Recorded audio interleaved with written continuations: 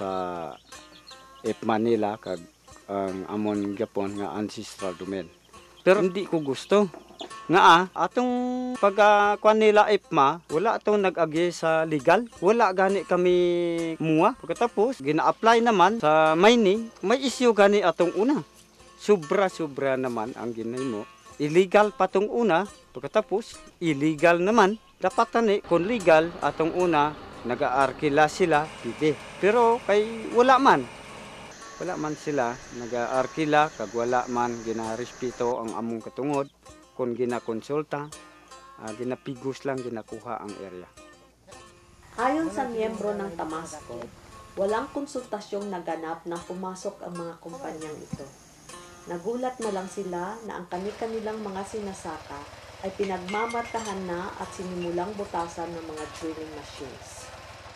Wala pa sila proseso nga nahimo, bisag ka ng FPIC wala pa, bisag ka ng mga permit gani nila gikan sa DNR, mga license nila gikan sa DOE o sa NCIP, wala pa pud kami kakita ana nga mga dokumento nila na unya nag drilling na sila nga wala nagtugot ang katilingban. Ito rin ang karanasan ng mga agrarian reform beneficiaries ng Purok Kibang, Barangay Ned. Bali ang kasinatian sa mga tao diri sa pagsulod sa mina, ulay kalahian sa uban ng mga lugar nga gisudlan sa mina. Una-una sa pagsulod nila sa pagkuha pa lang nila daan sa FPIC, moingon sila sa mua nga nakakuha daw sila FPIC pero ang dakong pangutana, giunsa nila pagkuha ang FPIC, wala man lagi sunod ang katong sakto nga proseso nga dapat i-inform nila tong mga tao bahin sa project nga mosulod. Ang gihimo man gud nila bago sila nag-FPIC diri na sila, dapat unta nga mahitabo nga before sila magpasok, mag-FPIC sa sila para mabalaan sa mga tao kung unsay purpose nila kung nagsulod sila. So lahi ang nahitabo diri. Bago sila nag-FPIC na sila daan diri. So ibase na mo sa unsa na siya sa kanang sa balay, bago na nang hisatag iya na sa sulod sa balay. Ayon sa mining companies, ang Barangay Ned ay isang idle or abandoned area, kaya tama lang na pakinabangan at minahin. Dili jud na tinuod ng ginasulti nila nga dili produktibo ang NED.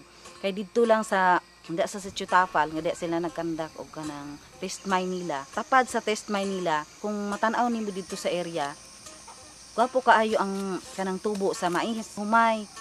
So dili gyud kami diri sa NED, mga tao di jud mi masugot nga ingnon nila nga dili produktibo kay ngano man malata man lang gani ang among mais diri tungod sa kadaghan na, tungod nga ang kulang diri sa among post harvest facilities muna siya kinahanglan namo og ang dalan. Pero kung naalang na siya ang among produkto diri mabuhi ra gyud, kaya pa namong supplyan hangtod sa baba kay ang mga mais nga gikan diri didto pag ginabaligya uban sa trader sa isulan. Bakit ba nagmamadali ang mga mining companies na minahin ang coal deposits ng Barangay Ned? Ang coal ay ginagamit ng mga coal-fired power plant sa pag-generate ng kuryente na kailangan ng malalaking industriya. Ayon sa Philippine Energy Plan ng Department of Energy, malaki at lumalaki ang energy requirement ng Pilipinas at kailangang siguraduhin ng pamahalaan na matutugunan ito. Dahil dito, dapat palalawakin at palalaguin ang coal production. Ang sulti mo gud niya kulang daw kuno sa enerhiya. So kung ngano isakripisyo man mi diri sa NED, no, nga isakripisyo man mi diri sa NED, ang mga tao man ang kuanon diri nga. Mayon tag ang mga tao diri sa NED mo makabenepisyo nga di man pud gani. Isa pa di pud namo kailangan na siya nga suga kay ngano man may solar diri nga. Bal-an namo kaning solar nga gigamit namo diri, dili man ni siya makadaot sa kinaiyahan. Para saan at para kanino ba talaga ang miminahing coal deposits sa Barangay Ned, Daig Cebu, South Cotabato? Ang minahon nila nga coal diri, ang makuha nila nga coal diri sa NED, transport nila padulong sa Maasim para isugno dito sa coal-fired power plant nga pagatukuron sa Maasim. Sa bayan ng Maasim, Sarangani Province, planong magtayo ng isang 200 megawatt coal-fired power plant ang Conal Holdings Corporation.